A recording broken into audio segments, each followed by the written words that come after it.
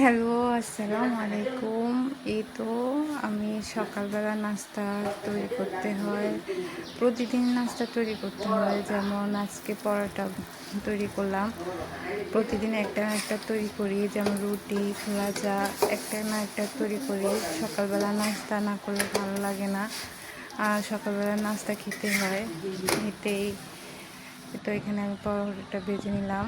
দেখেন, সাথে একটু সবজি একটু একটু করে খাবো। খিদা লাগছে অনেক। এই তো নিজে তৈরি করে খেতে আলাদা একটা তৃপ্তি লাগে। তো বা পরিবার সবার জন্য তৈরি করলাম, এখন নিজে একটু একটু খাচ্ছি। এই তো এখানে সবজি নিয়ে নিলাম, দেখেন। সাথে একটু চা নিলাম। পরোটা দিয়ে চা খেতে অনেক মজা লাগে। চা আমার মনে হয় যে চা দিয়ে পরোটা খেতে অনেক ভালো লাগে।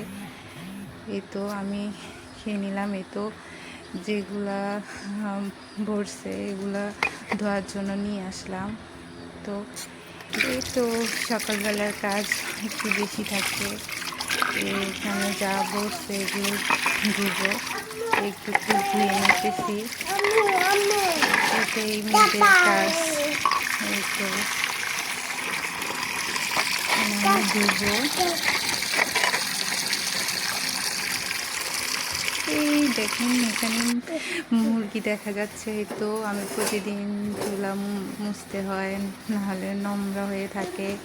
একটু একটু নোংরা হয়ে থাকলে ভাল লাগে না। পরিষ্কার থাকলে একটু ভালো লাগে, দেখতেও ভালো লাগে। এই প্রতিদিনের এই কাজ একটু একটু করে করতে হয়। শরীর খারাপ থাকলেও কাজ করতে হবে, বসে তো থাকা যাবে না।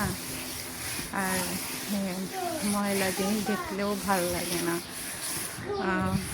এই তো আমি এখানে আস্তে আস্তে এগুলো সব পরিষ্কার করতেছি।